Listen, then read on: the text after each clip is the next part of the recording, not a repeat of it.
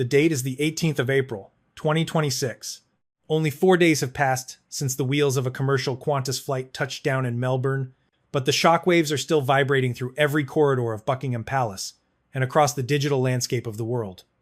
This was supposed to be the Great Return. It was meant to be a nostalgic echo of 2018, that golden year when a newlywed Duke and Duchess of Sussex first captured the hearts of the Commonwealth.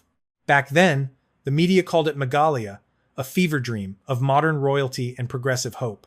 But today, as we stand in the wake of the Melbourne hospital scandal, that fever has not just broken, it has turned into a cold, hard, and visceral rejection. The crisp autumn air of Melbourne on the 14th of April, 2026, did not carry the scent of a triumphant homecoming. Instead, the atmosphere felt more like a calculated corporate invasion. The masks of humanitarianism didn't just slip on this trip, they shattered under the weight of a $3,000 price tag and a digital marketing strategy that many are now calling the lowest point in the history of modern celebrity. We are witnessing the ultimate commodification of empathy, where a photogenic tear for the camera is followed by a direct link to a shopping cart. The hook that has sent shockwaves through the international community was not the couple's arrival, but what happened a mere 60 minutes after they stepped inside the Royal Children's Hospital. While Prince Harry participated in gardening therapy sessions, at one point awkwardly joking about being arrested for holding a piece of bark used in physical therapy exercises, Meghan Markle was executing a maneuver that would redefine the term opportunism. As she knelt to comfort children battling terminal cancer, her attire, a meticulously chosen designer gown, was already being cataloged, tagged, and uploaded to a global server. Before the Duchess had even exited the building, the very dress she wore while holding the hands of grieving parents was listed for sale online through her new artificial intelligence-driven fashion venture, OnOff. This project, which she has audaciously dubbed the Spotify of fashion, turned a sanctuary of healing into a runway for profit. The optics were not just bad, they were catastrophic. Critics and independent observers immediately labeled the move as ghoulish, accusing the Duchess of using sick children as mere props for a high-end commercial catalog. This was no longer about a royal tour. It was a revenue tour, and the Australian public, known for their sharp, historical rejection of tall poppy arrogance, was not buying it. The financial desperation underlying this trip is now palpable to everyone. The grand promises of 2020, the $100 million Netflix deal, and the Spotify empire have begun to crumble like a house of cards. With the devastating news that WME, the powerhouse talent agency that was supposed to rebrand Meghan into a global titan, has reportedly severed ties, the Sussexes are operating without a safety net for the first time in 6 years. Prince William, observing these events from London with a surgical and calculated silence, has already given his answer to this spectacle. To the Prince of Wales, this trip represents a dangerous precedent where the sacred symbols of the state are hijacked and exploited for private liquidity. As we dive into this analysis, we will uncover how this single hospital visit in April 2026 became the final nail in the coffin of royal reconciliation, and why the price for this misconception will be permanent isolation from the royal core. The Megalia fever has ended, and the recovery is going to be incredibly painful. To understand the catastrophic reputational collapse we witnessed 4 days ago in Melbourne, we must look behind the high-definition screen and into the gears of the machine Meghan Markle has dubbed OnOff.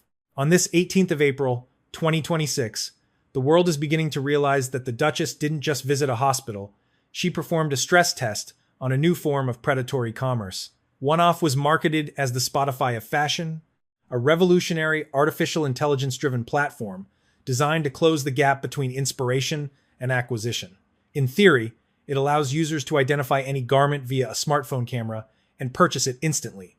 In practice, as demonstrated within the walls of the Royal Children's Hospital, it has become a tool for the ultimate commodification of human connection. The strategy was as precise as it was heartless. Every gesture Meghan made, every hug given to a sick child, every hand held in a moment of staged grief was optimized for the algorithm. The designer gown she wore was not a choice of elegance, but a preloaded inventory item. As the digital metadata was uploaded in real time, the app sent push notifications to subscribers. Shop the Duchess's look. While the Australian public believed they were witnessing a moment of royal grace, they were actually participating in a live-action catalog shoot. This wasn't a lapse in judgment, it was a business model.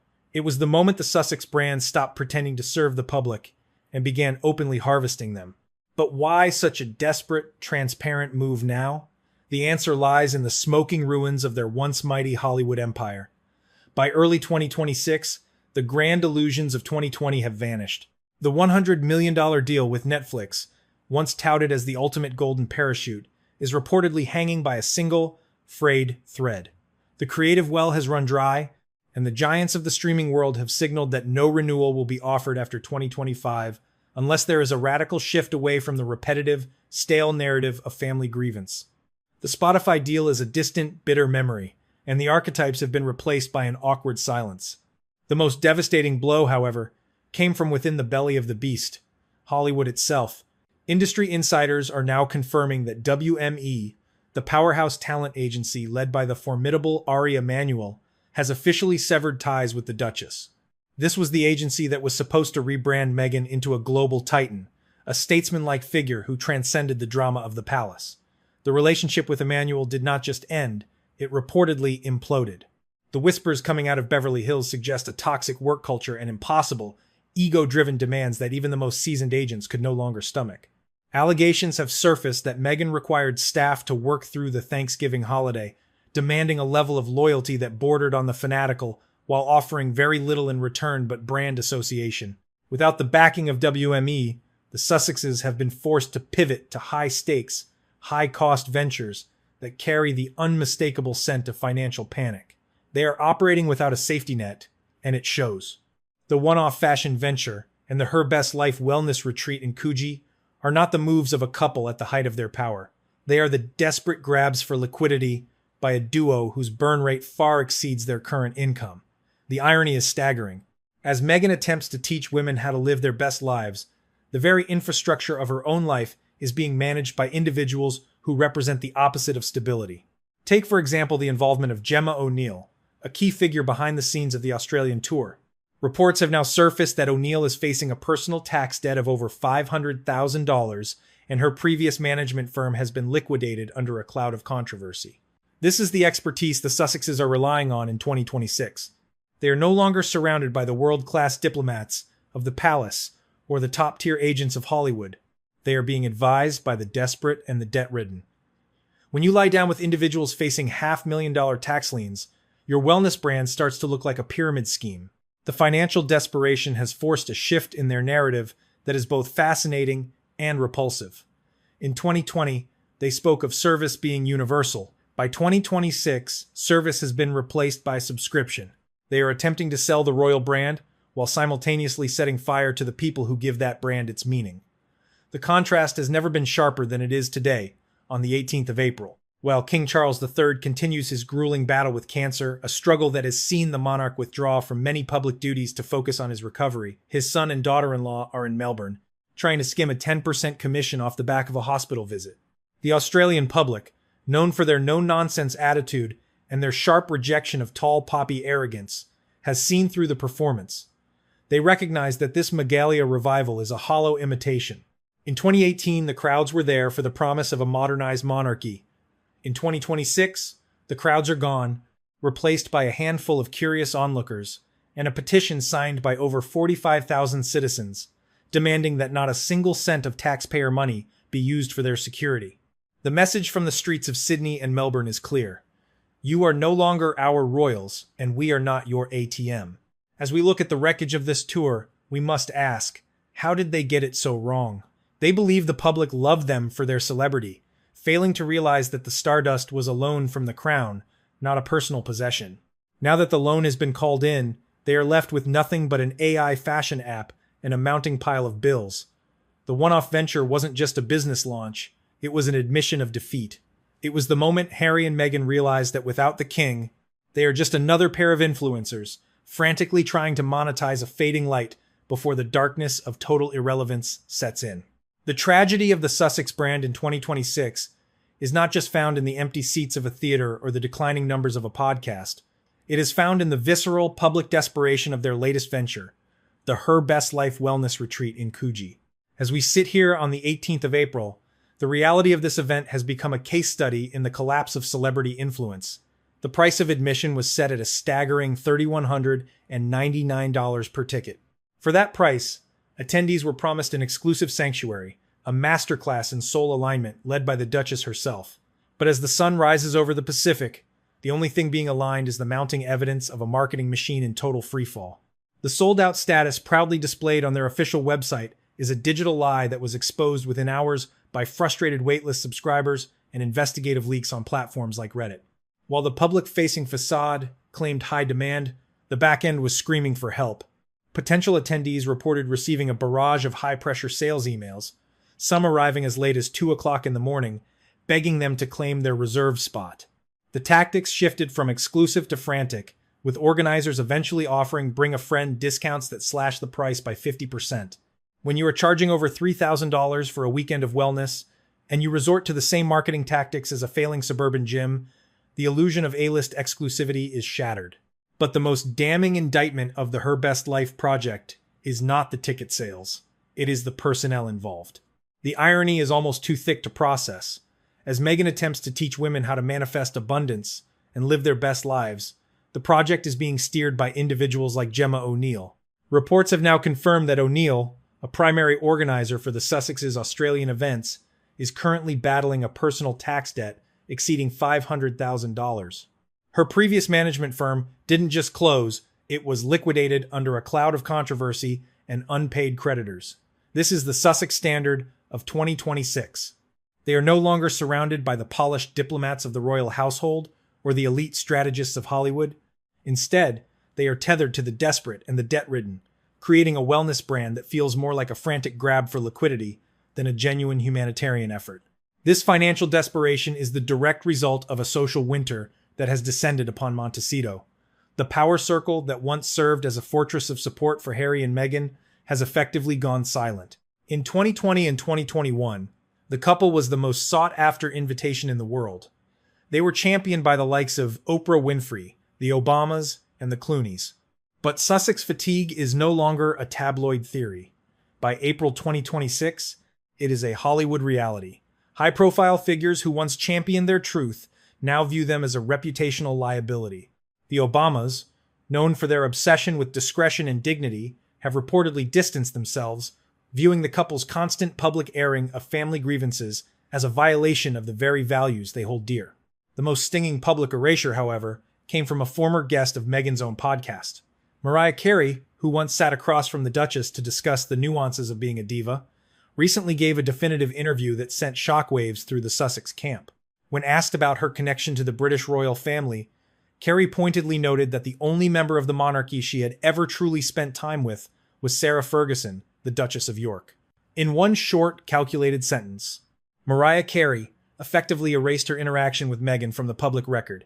In the brutal hierarchy of Hollywood, being forgotten is a far worse fate than being hated. To be hated is to be relevant. To be erased is to be a non-entity. This social isolation is mirrored by their crumbling commercial foundation. The $100 million Netflix contract, once the crown jewel of their independence, is now widely rumored to be hanging by a thread. Industry insiders suggest that the streaming giant has signaled that no renewal will be offered after the current term ends in 2025. The reason is simple. The Sussexes are creatively bankrupt. They have spent 5 years selling a single narrative, the story of their victimhood within the House of Windsor, but by 2026, the global audience has moved on. There are only so many times you can retell the story of a cold hallway or a disputed bridesmaid dress before the public demands something of actual substance. Without the ability to produce compelling content that doesn't rely on trashing their relatives, they have become a bad investment for the giants of the industry. The fallout with the powerhouse talent agency WME has only accelerated this decline. When Ari Emanuel, the CEO of WME and perhaps the most powerful man in Hollywood, reportedly severed ties with the Duchess, it sent a clear signal to the rest of the industry. The Sussex brand is toxic. The relationship didn't just end, it imploded. Allegations of a toxic work culture and impossible demands have followed the couple from London to California. It is a devastating irony that a couple who built their brand on the foundation of compassion and mental health awareness is now being accused of requiring staff to work through the Thanksgiving holiday and creating an environment of fear. In the 2026 marketplace, you cannot sell wellness while practicing ruthlessness. As we look at the empty chairs at the Coogee retreat and the silence from the Montecito elite, the reality of their situation becomes clear. They have traded 1,000 years of history for a handful of years of celebrity, and the trade has proven to be a catastrophic failure. They believed their royal stardust was a permanent asset, failing to realize it was merely a temporary loan from the institution they chose to abandon. Now, with the loan called in and the Hollywood elite turning their backs, they are left in a state of permanent exile. They are the Sussex outliers, frantically trying to sell $3,000 tickets to a life that even they can no longer afford to live. The Her Best Life brand isn't a masterclass. It's a eulogy for a dream that died the moment they prioritized a shopping cart over a crown. While the Duke and Duchess of Sussex were busy playing a dangerous game of dress-up royalty on the streets of Melbourne, the real center of power in London was responding with something far more lethal than an angry press release. As we sit here on the 18th of April, 2026, it has become clear that the Prince of Wales has moved beyond visceral anger. Prince William has transitioned into a new phase of leadership that palace insiders are calling the doctrine of calculated indifference. He is no longer the grieving brother or the frustrated sibling.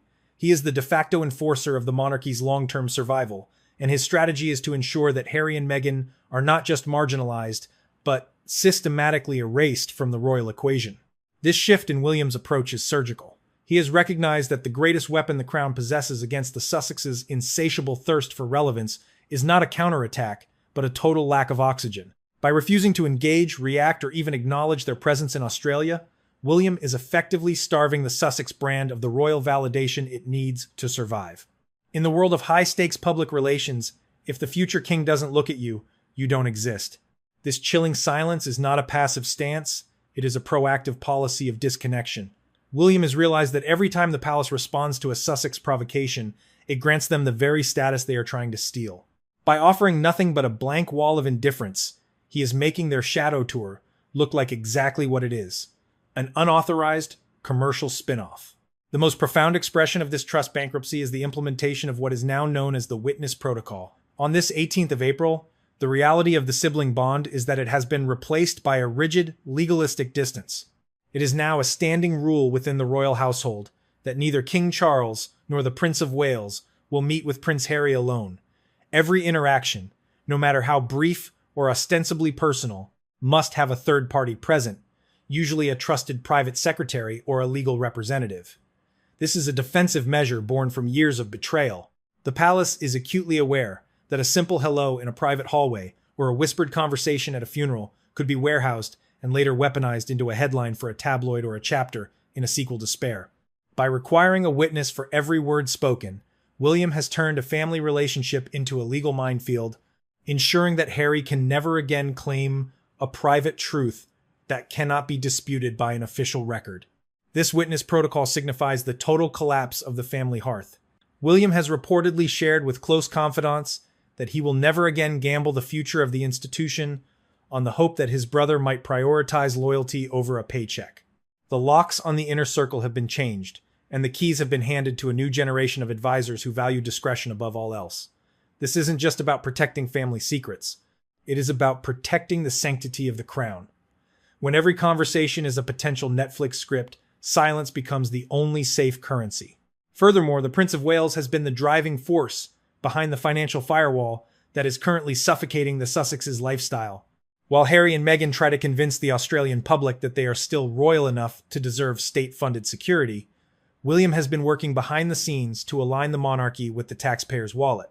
He was the strongest advocate for the king's recent decision to terminate Prince Andrew's housing agreement at Royal Lodge, and he has been unyielding in his stance regarding Harry's security costs.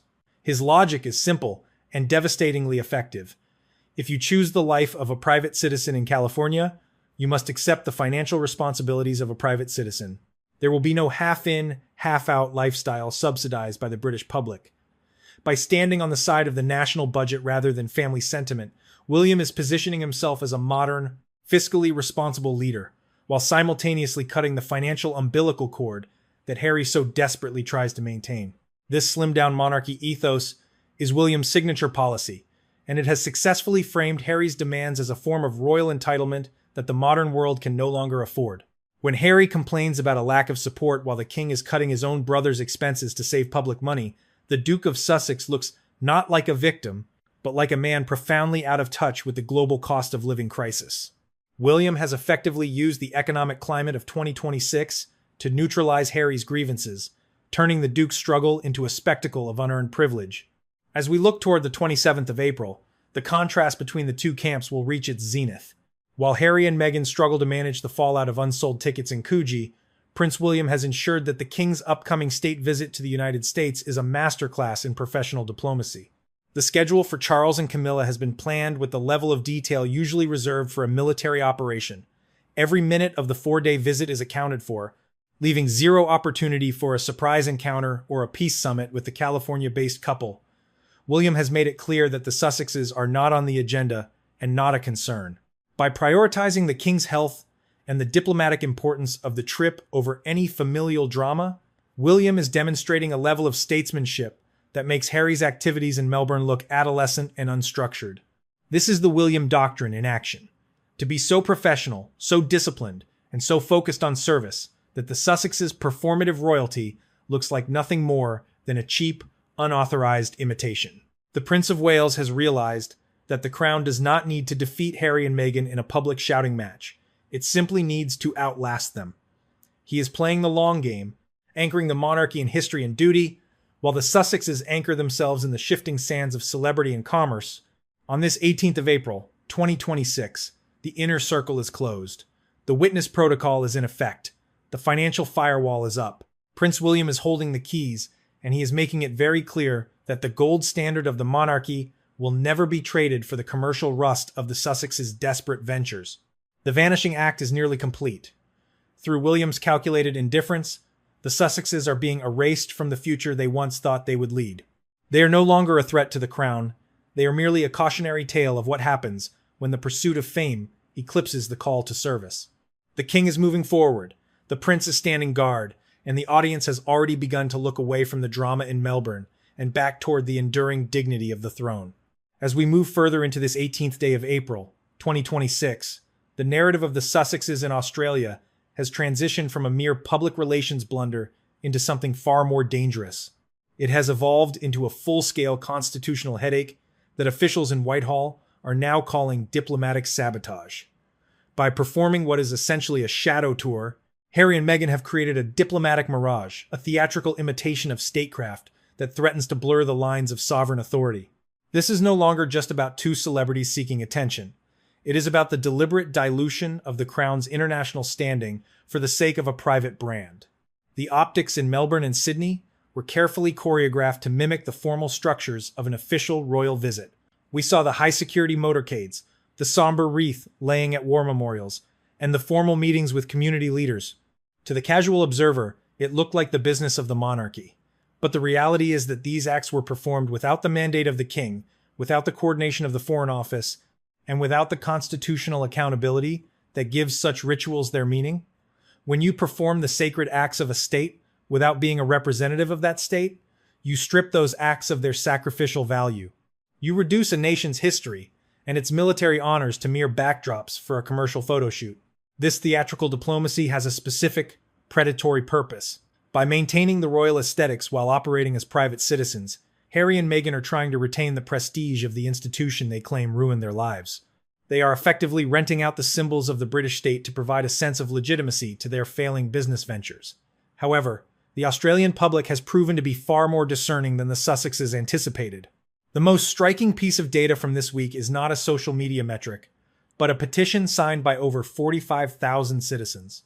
These are not anonymous trolls. These are taxpayers, demanding that not a single cent of public money be diverted to provide security or logistical support for this fake tour. The message from the streets of Melbourne is a chilling one for the couple. You are no longer our royals, and we are not your ATM. But the true poisoned arrow of this trip was not found in a business deal, but in a speech Harry delivered during a session with the charity Movember. In a moment that has been described as a masterclass in psychological warfare, Harry spoke at length about breaking cycles and his mission to provide a parenting upgrade for his own children, Archie and Lilibet. While on the surface this sounds like standard California self-help rhetoric, the context in April 2026 makes it deeply sinister. As King Charles III continues his grueling battle with cancer, a struggle that has seen the sovereign withdraw from the public eye to focus on his survival. His son chose this precise moment to publicly frame his upbringing as a flawed system that needed upgrading. By framing himself as the one who has successfully transcended the House of Windsor, Harry has effectively weaponized his children's upbringing to score points in a domestic feud. To describe his children as upgrades is to imply that his father is obsolete software. This is not the behavior of a son concerned for a sick parent. It is the behavior of a man who has become so overschooled in the language of therapy that he has lost the capacity for discretion. The royal family now views every public statement from Harry as a vocalized lack of trust. In London, the perception is that Harry is throwing a pity party for himself while his father is fighting for his life. This hyper-introspection, this victim mentality that royal biographer Tom Bower suggests was engineered long ago, has now reached its zenith. Harry isn't in Australia to listen to the people. He is there to be heard, centering his own digital trauma even in spaces dedicated to survivors of domestic violence or historical oppression. The impact of this shadow tour on the official diplomacy of the monarchy is significant and calculated. The timing of the Sussex's noise in Australia is seen as a deliberate attempt to overshadow a much larger event, the King's high-stakes state visit to the United States on April 27th. As King Charles and Queen Camilla prepare to commemorate the 250th anniversary of American independence, they are being forced to navigate a media landscape cluttered with the Sussexes' manufactured drama. This rival court strategy is viewed by Whitehall as a direct interference with the foreign policy objectives of the United Kingdom. Every minute the international media spends debating Meghan's $3,000 wellness tickets or Harry's parenting upgrades is a minute stolen from the King's official message of stability and the special parenting relationship. The Sussexes have effectively become static in the royal communication channel. This diplomatic blur creates confusion among international allies, making it harder for the King's mission to land with its intended weight. Prince William, observing from London, has reportedly expressed deep concern over this dangerous precedent. He sees the Australia trip not as a tribute to tradition, but as a systematic dismantling of it. To William, the monarchy's power lies in its mystery and its disciplined qualities that are the total opposite of the look-at-me ethos being displayed by the Sussexes. The Shadow Tour has also exposed a profound narcissism. While the Sussexes tried to play the role of global philanthropists, Meghan donning an apron to cook a crispy omelet for the homeless, the public saw through the performance. They saw a woman who calls herself the most bullied person in the world, while standing next to indigenous communities who have faced centuries of systemic, historical oppression. This perceived psychological colonization, where Meghan centers her own struggles in every space she enters, has turned the Australian public against them. They are no longer viewed as the modernizing force of 2018. They are seen as celebrities using an Australian backdrop to sell a lifestyle they can no longer afford to fund. As we move toward the final conclusion of this saga, the reality of the 18th of April, 2026, is one of total decoupling. The Megalia fever has not just broken, it has been replaced by a renewed appreciation for the gold standard of duty represented by William and Catherine. The Sussexes' attempt to create a rival court in the Commonwealth has failed because it lacked the one thing that gives the monarchy its power, the consent of the people.